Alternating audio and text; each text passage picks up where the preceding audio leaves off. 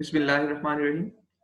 इससे पहले लेक्चर में हमने इकोनॉमिक ज़ूलॉजी का जो लेक्चर है इसमें हमने डिस्कस किया था about mites and their control, और इस लेक्चर में हम डिस्कस करने जा रहे हैं closely associated arthropods ticks from class arachnida and their control. और ये टॉपिक हम इकोनॉमिक ज़ूलॉजी ज़ूल 405 में से ticks and mites and their control उसके अंडर डिस्कस कर रहे हैं from the course contents of Punjab university. Ticks ये हमने पहले भी स्लाइड देखी थी कि टिक्स और माइट्स में डिफरेंस क्या है। Ticks are usually 1 millimetre long and can be seen with the naked eye, जबकि माइट्स जो है वो स्मॉलर है and they are less than 1 millimeter in size and hence they cannot be seen with the naked eye, but ticks they can be observed by the naked eye. Ticks इनको most important ectoparasite consider किया जाता है life stock के tropical sub tropical areas में, and feeding by large number of ticks causes reduction in live weight gain and anemia among domestic animals, while ticks bite also reduce the quality of hides as well as they cause certain diseases in not only in human but also in the pets as well as other domestic animals. Major losses caused by ticks, they are due to the ability to transmit protozoan diseases or protozoa, rickettsial and viral diseases of livestock, which are of great economic importance worldwide. So ये mail और female टिक right side पे जो है वो shown है, large scutum के साथ male shown है with smaller size and larger size but small scutum, ये फीमेल जो है वो शोन है। बेसिक दो टाइप्स हैं टिक्स की, soft tick and hard tick. Soft tick they are without scutum, as you can see over here. No scutum is visible over here in soft tick, but scutum or capitulum is present in case of hard tick. Capitulum anterior visible from the above, और जो यहाँ पे कैपिटलम है वो visible नहीं होगा, जबकि जो स्क्यूटम की बात की गई यहाँ पे डॉर्सल शील्ड के हवाले से, डॉर्सल शील्ड आपको यहाँ पे हार्ड टिक में नजर आ रही है, जबकि इधर डॉर्सल शील्ड नजर नहीं आ रही, जबकि कैपिचुलम वो लोअर साइड पे विजिबल होगा, अपर साइड से विजिबल नहीं है। निम्फल स्टेजेस में वन है, इधर सेवरल सॉफ्ट टिक्स है इसमें। Adult feeding time several days तक हार्ड टिक का, इधर 30 to 60 minutes. Female blood meals one, there are several. Egg laying events once in case of hard tick, जबकि soft ticks में several. और टोटल एक्स का जो नंबर है वो भी कंसिडरेबली वेरी करता है सॉफ्ट और हार्ड टिक्स के अंदर। ये टिक्स की फीडिंग स्टेजेस दिखाएगी कि फीडिंग के बाद इनका साइज जो है वो कैसे रैपिडली वेरी कर सकता है, और ये सर्टेन डिजीजेस कॉज करते हैं। लाइम डिजीज है, Rocky mountain spotted fever, other spotted fever, और ये लिस्ट है पूरी डिजीजेस की जो कि टिक्स जिसका सोर्स हो सकते हैं, टिक borne diseases.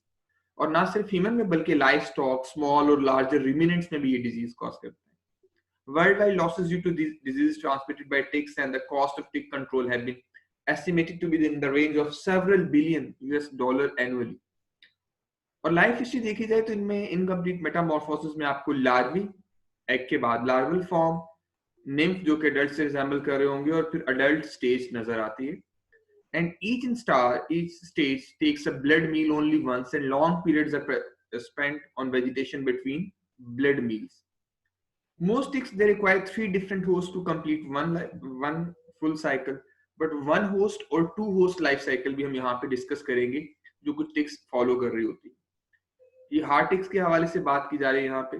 However, some tick species, the engorged larvae remain on the host where they molt rapidly to become nymphs, continue to feed and then drop as engorged or filled with blood nymphs. These 2 host ticks include Rhiphicephalus and Hyaloma species of the ticks.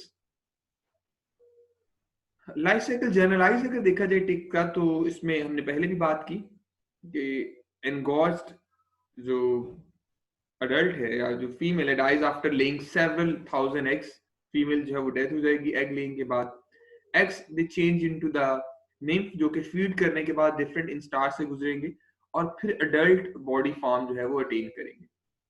यहाँ पे different life forms के हवाले से बात की गई। अगर single stage 1 post life cycle देखा जाए तो उसमें सबसे पहले gravid female which are having impregnated or filled with eggs, they lay eggs in the environment and eggs hatch into the 6-legged larval forms जो कि nymph कहलाते हैं। ये nymph different stages same host में कंप्लीट करेंगे feeding के बाद and become adult after 2 molts, and then female drop off to the host to lay eggs again. इस तरह से जो है इनकी स्टेजेस सिंगल होस्ट में कंप्लीट हो जाती हैं जो टिक्स हैं। जबकि 2 होस्ट के हवाले से अगर हम बात करें तो 2 होस्ट लाइफ साइकिल में बाजुकात जो ग्रेविड फीमेल जो ड्रॉप ऑफ करेगी होस्ट से after passing different moulds in the host, its eggs hatched in the 6-leg larvae or then passed to another small ruminant such as rabbits, और over winter spring के बाद जो summer के season में दोबारा से engorged nymphs leave the first host, and during spring season, next spring season, they may infect the second host as well। या ये भी एक अल्टरनेटिव पाथवे जो है वो अडेप्ट किया जा सकता है इनके थ्रू। तो अल्टीमेटली ये अपने डिफरेंट होस्ट को जो है वो यूटिलाइज कर रही होती हैं निम्फ स्टेजेस इसकी। यहाँ पे जैसे स्क्विरल्स, रैबिट और फिर जो है वो लार्ज रिमिनेंट्स की बात की गई है। 3 स्टेजेस या 3 डिफरेंट होस्ट के थ्रू भी ये समटाइम अपना लाइफ साइकिल कंप्लीट कर रहे होंगे depending upon the type of species. इनसे बचने का तरीका ये hygienic measures, not only pure but जो डोमेस्टिक एनिमल्स हैं उनके भी हाइजेनिक मेजर्स का जितना ध्यान रखा जा सके। पेट्स को अवॉइड करना या उनकी क्लीनलीनेस, उनकी hygienic measures, clothes and body की एरियाज इनको खासतौर पे जो है वो ऑब्जर्व किया जा सकता है for the presence of ticks, वो मेंशन्ड है ना सिर्फ ह्यूमन बॉडी में बल्कि पेट्स के अंदर भी। That was all about ticks and their control. इसके अलावा केमिकल कंट्रोल भी जो है वो इस केस में यूज किया जाता है। डिफरेंट जो है वो EPA एनवायरमेंटल प्रोटेक्शन एजेंसी के थ्रू जो सर्टिफाइड केमिकल्स हैं उनको यूज किया जा सकता है for controlling ticks. I hope so it will be beneficial for you. Next जो है हमारा लेक्चर उसके लिए हम हाउस होल्ड इंसेक्ट्स पे इंशाल्लाह बात कर रहे होंगे। Thank you for listening. Allah Hafiz.